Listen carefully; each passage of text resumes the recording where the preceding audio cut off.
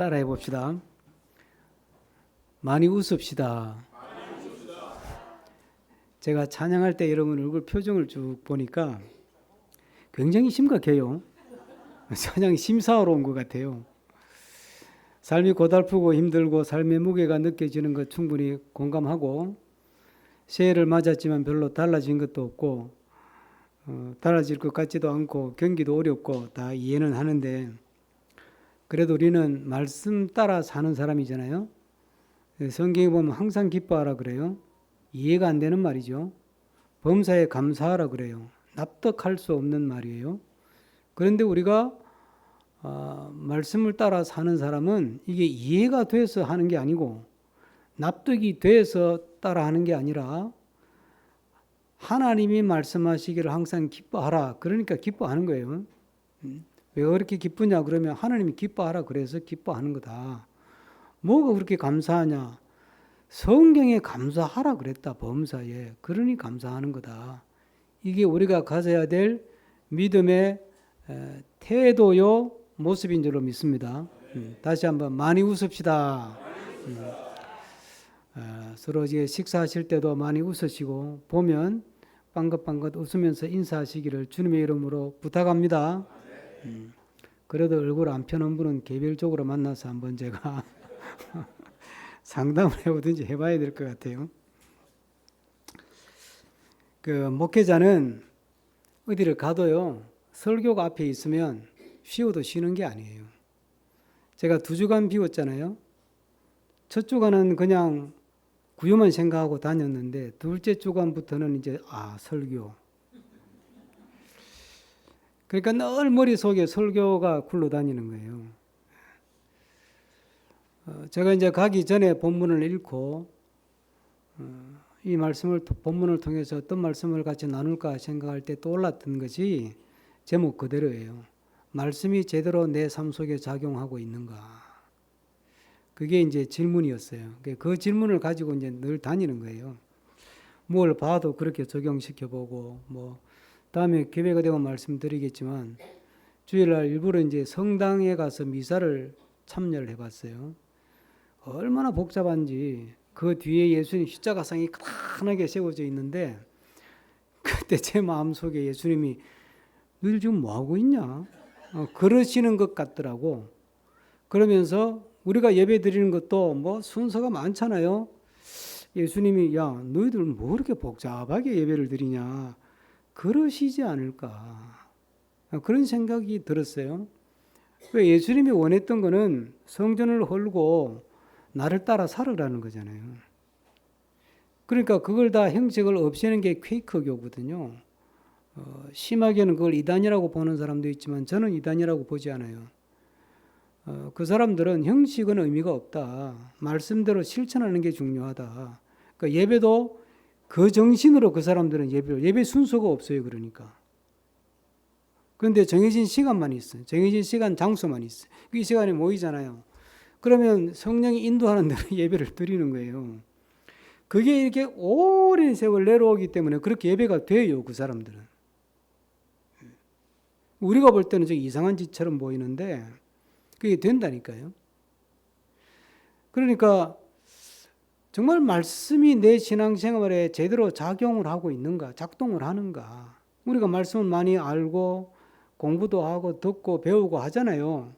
그게 내 삶 속에서 제대로 작동을 하고 있는가. 가정생활에, 부부생활에, 아이들을 키우는데 또 경제활동하는데 이 말씀이 제대로 작용을 하고 있는가. 그게 중요하잖아요. 그게 핵심이지. 예배든 미사든 순서를 복잡하게 만들어가지고 처음 오는 사람은 뭐 하는지도 모르고 일어섰다 앉았다 하는데 언제 일어서야 될지도 모르고 그렇게 예배를 드리는 것이 그게 정말 주님이 십자가에 달려 죽으면서까지 얻으려고 했던 것일까? 그건 아닐 것 같다는 거죠. 여러분들은 어떻습니까?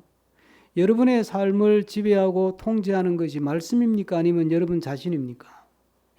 아니면 믿음 좋다는 사람들의 경우에 여러분의 삶을 통제하는 것은 여러분이 알고 있는 그 한낱 교리에 불과한 그 교리입니까? 아니면 복음입니까? 그런 질문들을 한번 던져보면 내가 내 믿음을 정확하게 파악할 수 있어요. 하나님은 우리에게 말씀을 주시잖아요. 이건 다른 종교에 없는 거거든요. 말씀을 주셔가지고 이 말씀을 가지고 나를 믿으라는 게 이게 기독교가 가지는 아주 독특한 모습이에요. 이게 이런 종교는 없어요. 신이 인간에게 말씀을 건네줬다 이런 종교 들어본 적이 없잖아요. 기독교 외에. 그러면 이 말씀이 내 삶 속에 얼마나 제대로 작동을 하고 있느냐, 정말 제대로 작용하고 있느냐, 얼마나 많이 아느냐, 그건 의미가 없죠. 뭐 성경 시험 치려고 교회 다니는 건 아니니까. 그러니까 정말 내 삶에 이 말씀이 제대로 작용을 하고 있나, 모든 분야에서. 제가 체인지업이라는 프로그램을 개발해서 훈련 프로그램을 만들어서 하는 이유도 내가 시간을 쓸 때, 돈을 쓸 때, 옷을 입을 때, 말을 할 때 말씀이 제대로 작용하고 있는 건가. 그걸 정확하게 캐치하지 않으면 하나님의 의도와 벗어난 삶을 사는 거예요. 하나님께서 우리에게 말씀을 줬다고 하는 것은 이 말씀에다가 하나님의 약속과 복을 담아서 준 거 아니에요. 그렇죠? 이 말씀이 그래서 우리는 이걸 복된 말씀이라 그러잖아요. 복음. 그러니까 이 말씀에 하나님께서 풍성한 복을 담아서 우리에게 말씀이라는 자료를 주었는데, 그러려면 이 말씀이 내 삶 속에 제대로 작용을 하고 작동을 해야 그 복을 내가 가지는 사람이 되지.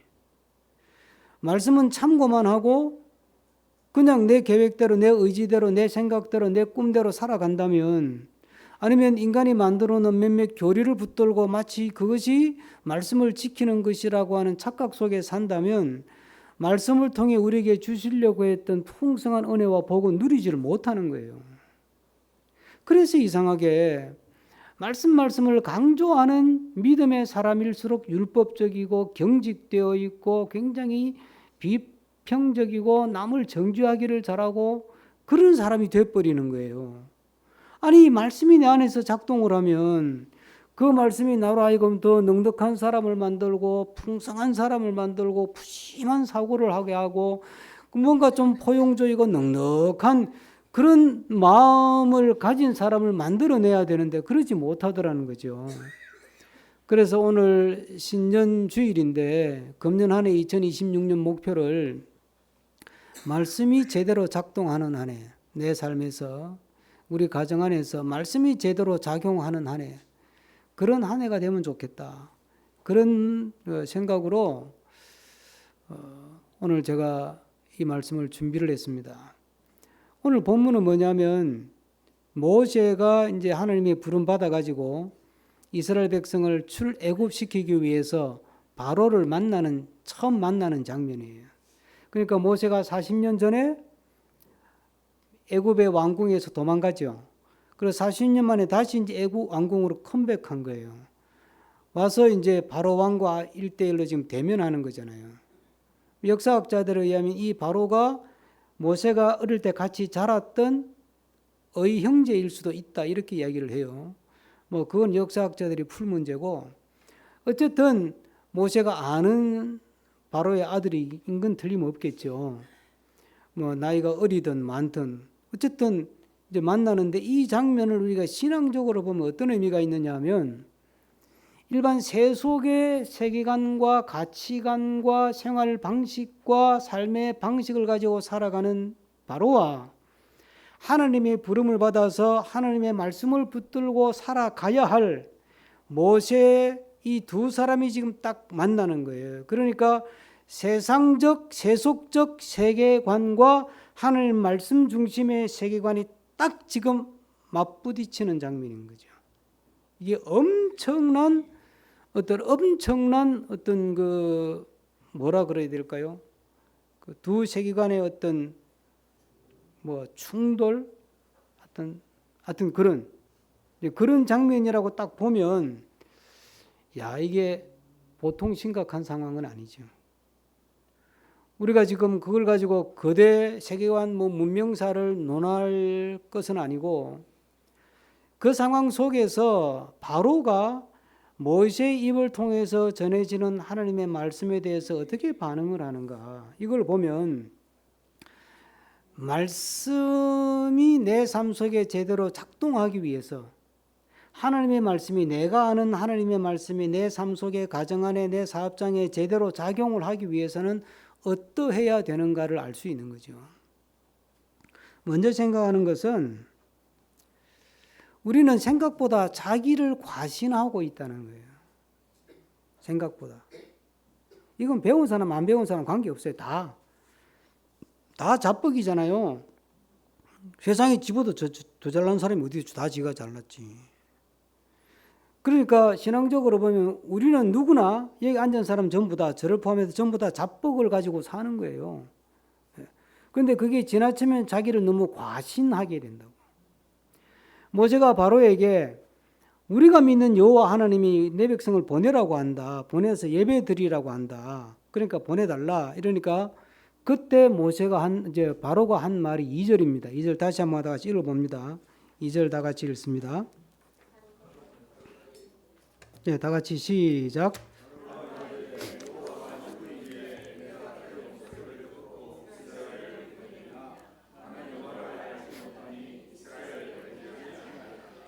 바로가 이 말을 하는 거는요, 애굽은 우리가 아는 것처럼 수많은 신을 믿는 섬기는 다신 국가였어요. 모든 게 다 신이거든요. 그러니까 우리가 찬란한 이집트 문명을 알잖아요. 피라미드 하나만 보더라도 찬란하고, 그렇죠. 미라 이런 거 보면 황금 미라 이런 거 보면 어이가 없잖아요. 그리고 그들의 그 고대 시대의 유적들이 이런 걸 보면 정말 문화와 문명이 꽃을 피웠던 대제국이에요. 그들은 많은 신들을, 위대한 신들을 믿고 섬기고 있다는 환상 속에 있었어요. 뿐만 아니라 바로라고 하는 이 애굽의 왕인 이 바로라고 하는 존재는 바로란 말 뜻이 신의 아들이란 뜻이에요. 그러니까 바로 왕은 신의 아들이기 때문에 살아있는 신이야. 예? 그러니까 바로 입장에서 내가 살아있는 신이고 이 대애굽이 위대한 신들을 다 믿고 있는데 너희들이 믿는 여호와 하나님 그건 뭐야 도대체? 너희들은 이 애굽에 종살이하는 이민족들 아니야. 그리고 피집의 민족 아니야. 그러니까 요즘 말로 하면 우리는 메조리티고 너희들은 마이너리티인데 너희들은 소수인종이고 소수민족이 믿는 그 허접한 별 볼 일 없는 그 신의 이름을 가지고 나를 움직인다고 웃기는 소리 하지 마라 인간들아. 어? 여호와가 누구길래 내가 그 여호와의 말을 들어야 되냐? 나일의 신도 아니고, 어? 내가 그 말을 내가 왜 들으냐 된다는 거예요. 배경이 깔려 있는 게 뭐예요? 내가 신인데 이 대제국이 갖고 있는 위대한 신들이 많은데 그 허접한 신을 내가 믿어야 되냐? 자기가 가진 것에 대한 자기 자신에 대한 아주 굉장한 우월의식, 과시하는 생각이 꽉 차 있는 거예요. 그러니까 말씀이 선포돼도 그게 귀에 안 들어오는 거예요. 우습지 그냥. 우습지 뭐. 그런 거예요. 그러니까 여호와가 누군데? 내가 왜 그 말을 들어야 되지? 우리가 복음을 전해보면 배운 게 많은 사람은 잘 안 받아들여요. 배운 게 많고 안 많고를 떠나서 가진 게 많은 사람도 그렇고 명색이 똑똑하다는 사람들이 있잖아요. 예? 뭐 학문이 많건 적은 관계없이 똑똑하다는 사람들은 다 복음을 잘 안 받아들여요. 또 고집세인 사람. 그런 사람은 복음 잘 안 받아들여요. 왜요? 아니 내가 난데 내가 누구를 믿어? 그거 아니에요? 그러니까 우리는 하나님의 말씀을 믿고 살기에는 내가 너무 똑똑한 거예요. 너무 잘났고 머릿속에 든 게 너무 많아. 그리고 경험한 게 너무 많아. 그런데 뭐 성경이 세상을 알아. 예수가 세상을 알아. 내가 살아보니까 이래야 돼. 내가 살아보니까 애들은 이렇게 가르쳐야 되고 내가 살아보니까 돈은 이렇게 버는 거고 내가 살아보니까 인간관계는 이렇게 하는 거야. 성경을 가지고 살면 그거는 이상적인 이야기지. 그 현실에 안 맞아. 우리 이렇게 생각하잖아요. 그게 바로의 생각이에요. 여호와가 누군데? 성경이 뭔데? 예수가 누군데? 내가 그 말을 들어야 되냐 이거지. 응? 예수님 믿는 사람들 중에서도 이런 자기 우월감이나 자기 과시욕이 강한 사람이 있잖아요. 그런 사람은요, 하나님 말씀을 자기를 과시하는 도구로 사용해요. 대표적인 사람이 정강원 같은 사람 아니에요. 성령을 독점한 것처럼, 하나님을 독점한 것처럼. 하나님 내 말 안 들으면 뭐 혼낸다나? 아주 극단적으로 보여주는 거죠. 말씀을 자기를 과시하고 성령의 은혜를 자기를 과시하고 하나님의 은혜를 자기 우월감을 더 강화시키는 데 사용하는 거예요. 그건 정말 극단적으로 잘못된 영적인 타락의 징후들이죠. 그런데요, 그게 그런 극단적인 사람들에게만 있는 게 아니라 우리 안에도 있어요. 우리 안에도. 하나님의 이름으로, 말씀의 이름으로 자기를 합리화하고 자기를 과시하고 자기를 드러내고 나 이만큼 은혜 받은 사람이야. 나 이만큼 기도 많이 한 사람이야. 나 이만큼 믿음이 좋은 사람이야. 그렇잖아요. 그러니까 사실 우리가 말씀이 내 삶 속에 제대로 작동하기 위해서는 내 속에 작동하고 있는 과시욕, 좀 우월감을 느끼고 싶은 이런 걸 내려놓아야 돼요. 기독교가 오늘날 왜 이 모양이 됐어요? 기독교가 하나님 능력받고 복받아가지고 이 한국 사회에 우뚝 서서 더 많은 사람을 모으고 더 큰 건물을 짓고 더 대단한 사람들이 교회 출석하도록 만들어서 세상의 어느 종교보다 세상의 어느 단체보다 더 우월한 힘을 가진 종교라는 걸 과시하고 싶은 거 아니에요, 이게. 그게 통일교 아니야, 지금. 오늘날 개신교는 안 그래요? 그 유혹에 빠져 있지 않아요? 그러니까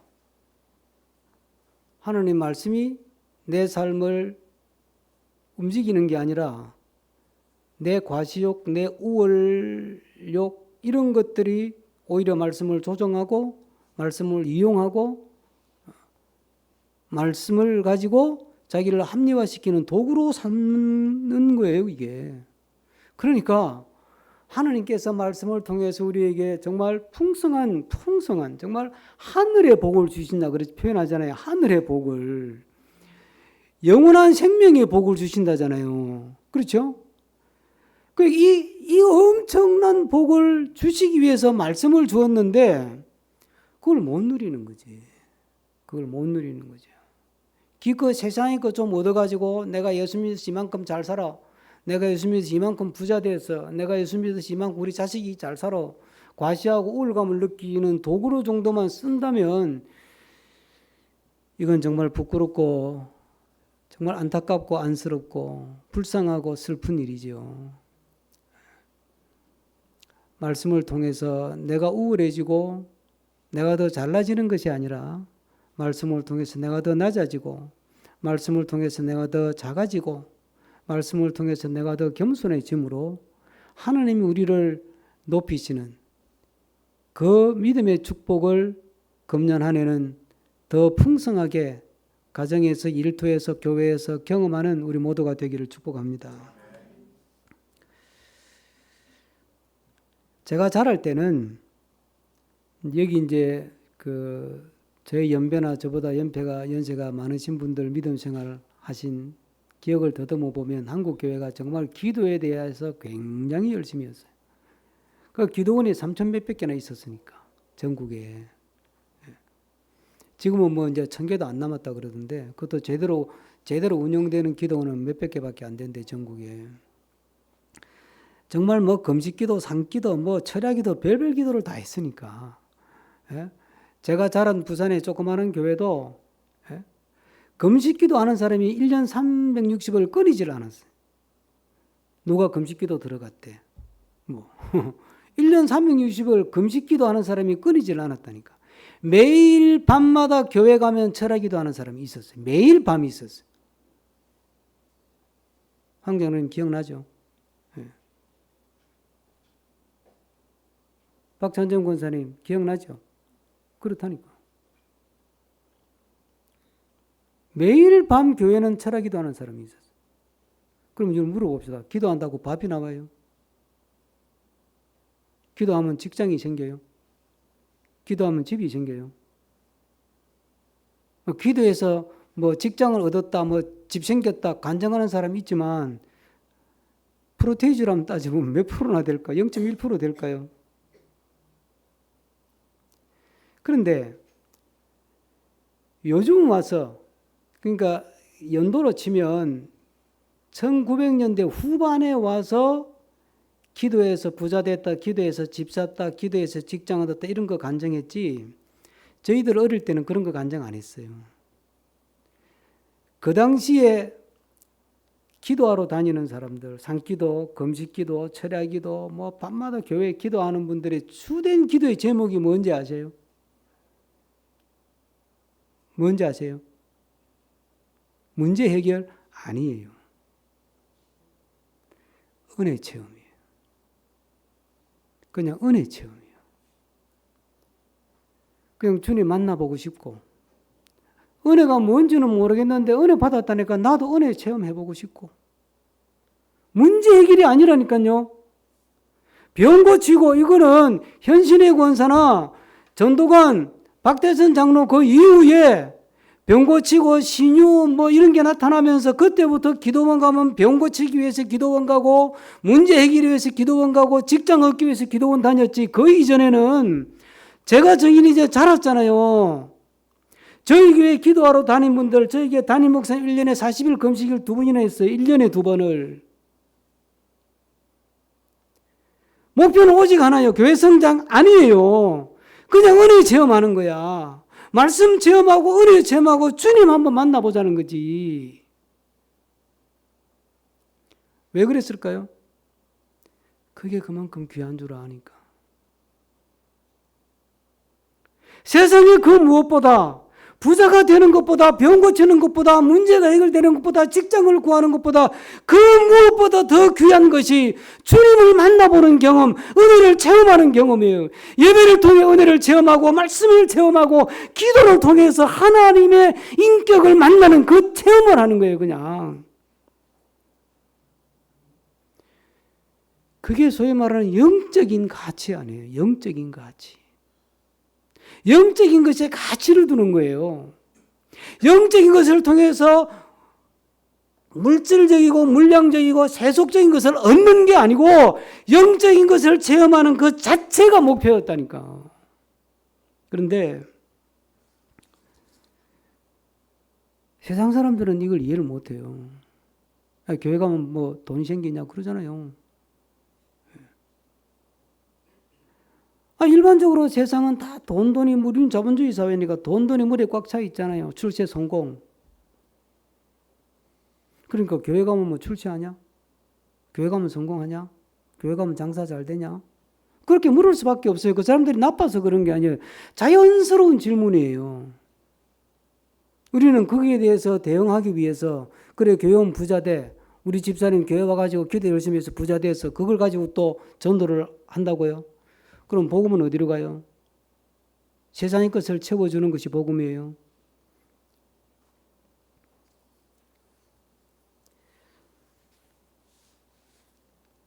이 바로가 보면 예배를 드리러 간다 그러거든요. 모세가. 그러니까 바로가 뭐라 그러냐면, 한번 보십시다. 4절 한번 읽어봅시다. 4절. 다 같이 읽습니다. 애굽 왕이 그들에게 이르되 모세와 아론아 너희가 어찌하여 백성의 노역을 쉬게 하려느냐. 가서 너희의 노역이나 하라. 너희 왜 놀라 그러냐 이 말 아니에요. 야, 너희들은 이래야 되는 애들인데, 너희들은 노동력이 200만 명인데, 뭐 전체 다 치면 200만이라 그러니까 막 줄여서 어른들만 60만 칩시다. 노동력 60만 명이면 지금도 큰 노동력 집단인데, 당시 이집트 고대 국가에서 60만의 노동력은 엄청난 노동력이죠. 야, 너희들 왜 일을 쉬려고 그러느냐, 왜 놀라 그러느냐 그 말 아니에요. 예배가 노는 거예요. 모세는 예배 드리러 간다 그랬어요. 근데 바로는 뭐라고요? 왜 너 놀라 그러느냐 이 말이에요. 노는이 굿한다는 말이 우리나라에 있는데 굿은 놀면서 할 수 있어요. 굿 자체가 놀이잖아요. 그러나 예배는 굿이 아니에요. 신령과 진정으로 예배하라는 말이 뭐예요? 혼신의 힘을 다해서 온 정성을 다해서 집중해서 예배하라 말 아니에요. 그 자체의 가치가 있고 그 자체의 의미가 있다는 거지.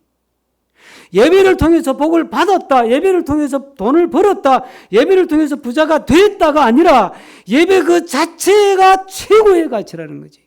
세상에서 경험할 수 있는 그보다 더 큰 가치는 없다는 거예요. 여러분의 믿음 생활에서 말씀 그 자체가 가치이고 예배 그 자체가 소중한 것이라는 믿음이 확실하게 자리 잡고 있습니까? 아니면 말씀이나 기도나 예배가 단지 세상의 것을 얻기 위한 수단이나 도구로 활용되고 있습니까? 만약 그렇다면 여러분들은 말씀의 풍성한 은혜를 경험하기는 어렵거나 불가능합니다. 말씀 자체가, 기도 자체가, 예배 자체가 우리에게 주는 깊은 영적인 선물이요 가치가 담겨져 있다는 사실을 이 시간 마음에 다시 한번 깨우치시기를 주의 이름으로 축복합니다. 믿음 생활하면서 이 세계를 모르면 기독교의 맛을 진짜 모르는 겁니다.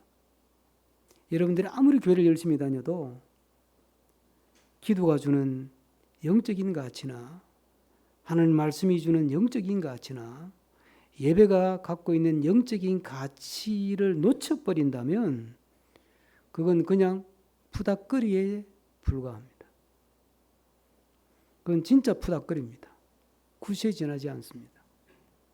예배는 예배 자체만으로 우리에게 세상의 그 무엇과도 바꿀 수 없는 신비하고 놀랍고 엄청난 가치가 담겨 있는 하나님의 선물인 줄로 깨닫고 믿고 붙들고 살아가는 우리가 되기를 축복합니다. 그래서 말씀이 우리 삶 속에서 제대로 작동하고 제대로 작용할 수 있는 그런 토양을 만드는 거죠. 그게 자꾸 예배를 통해서 복 받으라 그러니까 이게 무슨 예배가 무슨 어디 뭐 복 받으러 온 것도 아니고 무슨 뭐 복채 헌금이 복채도 아니고 이상해져 버린 거잖아요. 제가 그렇게 강조했어요. 헌금은 복채가 아니라고. 헌금 많이 낸다고 복 많이 주는 거 아닙니다. 절대 아닙니다. 그렇다면 저는 목사 사표 냅니다. 그리고 예배는 기본적으로요. 복 받으려고 드리는 게 아니고 복 받은 사람이 드리는 거예요. 기본적으로. 그러니까 여러분들이 신령한 복을 받았기 때문에 예배자가 된 거거든요. 예배자로 산다는 것, 그 자체가 의미가 있는 거예요. 여러분, 우리 이제 강남 연동교회가 저 말레이시아에 원주민 교회를 하나 세워준 적이 있습니다. 이제 돌아가셨는데 이상엽 선교사님, 저희들도 현장에 가보기도 했죠. 이제 그 헌당 예배 드릴 때, 그 예배당은요, 교인들을 많이 모으기 위해서 지은 예배당이 아니에요. 그 주변이 다 회교권이에요. 말레이시아니까 그 주변이 이제 산동네들인데 그 주변 마을이 다 회교 마을이에요. 그런데 유일하게 그 마을만 회교가 영향을 미치지 못한 마을이에요. 근데 마을의 크기가 집 20가구. 집이라 그러봐 우리나라 단독주택 같은 게 아니고 롱하우스라고 아시죠? 우리나라로 치면 원룸 같은. 마루를 길게 같이 쓰고 방 하나 뒤에 부엌. 마루는 같이 쓰는 거예요. 긴 마루에 방 하나 뒤에 부엌, 방 하나 뒤에 부엌. 그때 말레이시아 같이 가실 분들은 그 마루에 앉아서 동네 아이들이 하고 같이 이렇게 저녁 시간 보냈던 거 기억나실 텐데 그 롱하우스 2채 20가구 그들을 위해서 교회 지은 거예요. 그때 제가 교회 우리 교우들에게 이거 하자 그러면서 말씀드린 게 이거는 영적인 상징성 때문에 짓는 거다. 거기에 교회가 있으므로 십자가가 세워져 있으므로 더 이상 회교권에서 침범하지 못하도록 깃발을 꽂는 의미가 있다. 그게 교회 지어가지고 뭐 수십 명 모였다, 수백 명 모였다. 그건 아예 기대할 수 없는 것이. 그게 영적인 가치. 우리는 영적인 가치에 투자하고 사는 사람이에요. 그걸 잃어버리면 우리는 아주 저급한 신앙이나 저급한 기독교에 빠집니다. 영적인 가치에다가 우리의 삶의 가치에 무게를 두고 가치에 우선순위를 두고 사는 이유는 이 계산법이 다르기 때문에. 계산법이. 이 계산법이 다르다는 말이 뭐냐면 5절 한번 읽어봅시다. 5절. 5절 다 같이 읽습니다. 바로의 말입니다. 5절 시작. 바로가 또 이르되 이제 이 땅의 백성이 많아졌거늘 너희가 그들로 노역을 쉬게 하는도다. 그들의 이제 백성이 많아지다. 히브리인들이 이제 많아가지고 장정들만 60만 명 됐다잖아요. 나올 때. 그러니까 엄청난 노동력이잖아요. 그 노동력을 쉬게 한다 그 말이죠. 그러면 국가적으로 손실이 얼마나 많아요. 우리나라의 노동자 60만 명이 3일 동안 일 안 하고 손 놓고 쉰다. 그러면 국가적으로 경제적으로 손실이 얼마나 큽니까? 지금 그 이야기 하는 거잖아요. 그렇죠? 그러니까 계산하는 게 전부 다 그런 세상적인 일반적인 계산 방법으로 계산하는 거예요. 그런데 하나님의 계산법, 영적인 계산법은 달라요. 3일 동안 예배 드린다고 3일 동안 쉰다고 해서 3일 동안 일 못한 만큼 손해보지 않는다는 거예요. 성경에는 하나님의 계산법이 있고 세상 사람들의 계산법이 있어요. 이게 지금 바오로가 말하는 건 일반적인 계산 방법이에요. 60만 명이 사흘을 쉬면 얼마나 경제적인 손실이 크냐 맞는 말이에요. 그 세상적인 계산법에서는 당연히 맞죠. 그런데 믿음의 계산법으로 보면 60만 명이 3일 동안 예배드린다고 쉬었다고 해서 3일치만큼 경제적인 손실이 생기지 않고 그보다 더 많은 수익이 나올 수도 있다는 게 믿음의 계산법이에요. 그래서 성경은 하늘의 미랄의 땅에서 30배, 60배, 100배의 결실을 거둔다는 말을 하는 거예요. 이게 단지 자연법칙을 이야기하는 게 아니잖아요. 예? 다윗이 골리앗을 물리치잖아요. 그 계산, 우리의 계산법으로 맞아요? 아니, 상대가 안 돼. 체급이 다르잖아요. 슈퍼 헤비급하고 모스키토급하고 붙어가지고 누가 이기겠어요? 예? 그냥 팔을 그냥 골리앗이 휘둘기만 해도 그냥 그 바람에 넘어질 텐데 다윗이. 그런 상황인데 다윗이 모세를 이기잖아요. 골리앗을. 나이가 들면 이래요. 이게 빨리 은퇴해야 돼. 근데 여러분 보세요. 물맷돌 하나로 골리앗을 넘어뜨렸다. 이것도 참 우리가 하여튼 이걸 좀 합리적으로 과학적으로 이성적으로 풀어보려고 하니까 돌멩이가 그냥 급소를 딱 맞춰가지고 그냥 순간적으로 혼절해서 넘어진 사이에 다윗이 가서 목을 잘랐을 것이다. 그렇게 우리가 해석은 해보지만 그게 사실 말이 안 되는 해석이잖아. 그게. 그렇게밖에 해석할 수가 없으니까 해석하는 거지. 예? 만약에 그렇다면 하나님의 은혜의 역사는 어떻게 해석해요? 하나님의 은혜로 이긴 거지. 다윗이 물맷돌 실력이 뛰어나가서 이겼다 이래 뿌리면 그럼 공부 열심히 해서 된 거지. 그럼 하나님의 은혜가 아니네. 성경은 우리에게 수많은 하나님의 계산법에 대해서 창세기부터 계시록까지 이야기를 해요. 제가 성경 정원 만들고 구유 갤러리 한다 그러니까 주변에 어떤 저 계산 잘하는 머리 잘 돌아가는 아는 목사님이 홍 목사 그거 돈 안 될 텐데 이러더라고. 돈 안 될 거 알죠? 제가 봐도 돈 안 돼요.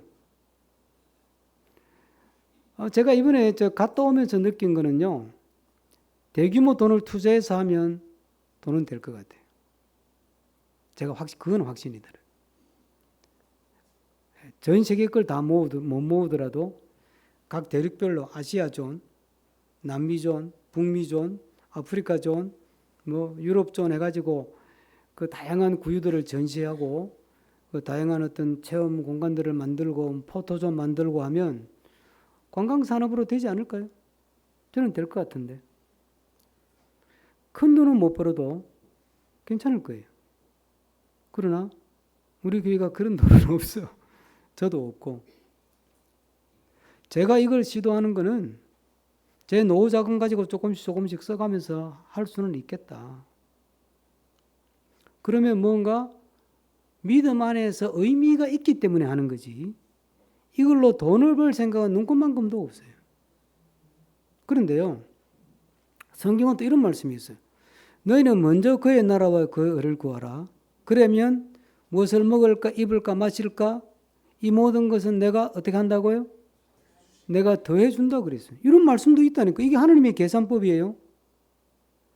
그냥 믿음 안에서 의미를 쫓아가면 하나님이 그걸 가지고 돈도 벌게 해줄 수도 있다. 그 말 아니에요. 이게 해석하면. 그런데 돈을 쫓아가면 돈은 벌지 몰라도 하나님과는 멀어지는 거예요. 여러분. 세상을 쫓아가고 세상 성공을 쫓아가고 출세를 쫓아가잖아요. 그러면 그거는 얻을 수 있어요. 좋은 대학 합격. 얻을 수 있겠죠. 그러나 하나님과는 멀어진다니까. 그렇죠? 그런데 먼저 그의 나라와 그의 의를 구하듯 믿음 안에서 말씀 안에서 말씀을 따라 주를 위해서 의미 있고 가치 있고 보람 있는 일에 나를 던지고 그걸 따라가면 하나님께서 역사하시면 얼마든지 그것을 통해서 돈도 따라오게 하신다니까요. 그러니까 하나님의 계산법은 1 더하기 1이 반드시 2가 아니에요. 예? 하나가 100을 물리친다 그러잖아요. 그러니까 하나님의 계산법, 세상의 계산법은 1 더하기 1은 2죠. 그런데 하나님의 계산법은 1 더하기 1은 11이 되기도 하고 1 더하기 1은 100이 되기도 하고 1 더하기 1은 만이 되기도 한다는 걸 믿는 게 믿음의 삶이에요. 얼굴 표정을 보니까 안 믿어진다는 표정인데 저는 믿어요. 저는 믿어요. 그렇게 믿어서 돈 번 사람도 있고 관정한 사람 많이 보잖아요. 그러나 돈 버는 게 목적은 아니지. 이것이 믿음 안에서 의미 있고 가치 있고 보람 있는 일이라면 목숨도 던지는데 돈 몇 푼 못 투자하겠어요 거기다가. 예? 내 용돈 조금 줄이고 먹는 거 조금 검소하게 먹으면 할 수 있는 일인데 그걸 투자를 안 해요. 그럼 왜 믿어요? 영적인 가치가 그게 내 삶의 최우선순위라면 얼마든지 할 수 있지 않겠어요? 금년 한 해 동안 여러분들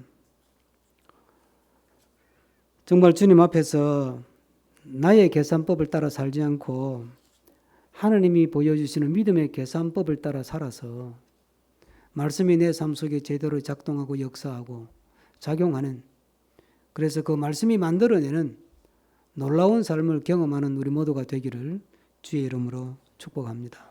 기도하겠습니다. 오늘 주신 말씀 생각하면서 한 1분 정도 마음을